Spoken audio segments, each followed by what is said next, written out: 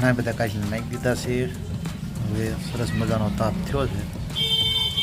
હવે અડધા અડધા ઝીગી જાય આપણે એમાં નાખી દઈશું. આ મટુકીમાં પછી ઢાંકી દઈશું એટલે બની જાય કોલસો મસ્ત મજાનો. પછી એને કાચલા આપણે લઈ લીધા અને મટુકીમાં નાખી દીધા, ઢાંકી દેવી.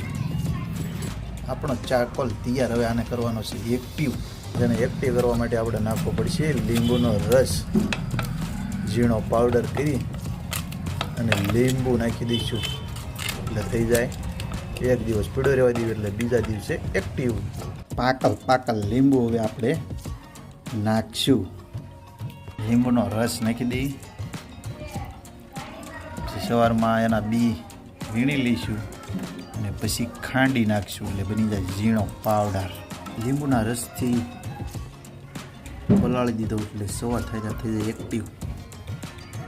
કઈ ગયો હવે આને ખાંડીને પાવડર બને નાખવી એટલે થઈ જાય ચારકોલ પાવડર.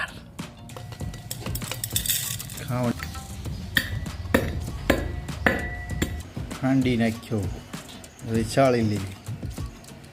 પાવડા તૈયાર.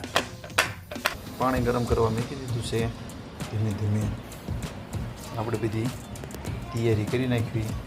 આ છે સોપ મોલ્ડ અને નાના નાના કટકા કરી નાખવી. પછી કોલસો એક ચમચી લઈ લીધો, એમાં પાણી નાખી અને પહેલાં ઓગાળી દઈશું. પેસ્ટ તૈયાર કરી નાખીશું. આપણે નાખશું વિટામિન ઈ, ગ્લિસરીન. આપણે નાખશું ફ્રેગનેસ, લેમન ફ્રેગનેસ. આપણી પેસ્ટ કમ્પ્લીટ તૈયાર થઈ ગઈ છે. થોડીક હળદર પણ નાખશું એટલે હળદર અને કોલસો મળીને ચહેરો સાફ કરી નાખીએ. પેસ્ટ મસ્ત મજાની મિક્સ કરી નાખ્યું. પાણી ગરમ થઈ ગયું છે. હવે સોપ બેઝ ઓગળવાનું ચાલુ કરી દીધું છે. સોપ બેઝ ઓગળી ગયો છે. હવે આપણે નાખી દઈશું પેસ્ટ. તૈયાર થઈ ગયું છે. હવે આપણે મોલ્ડમાં ઢાળી દેવી.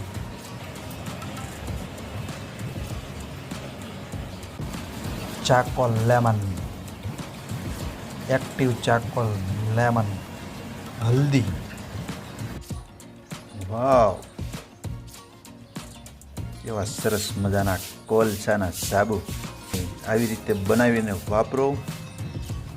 અને ન બનાવવા હોય તો મને વોટ્સઅપમાં મેસેજ કરો, હું બનાવી આપું.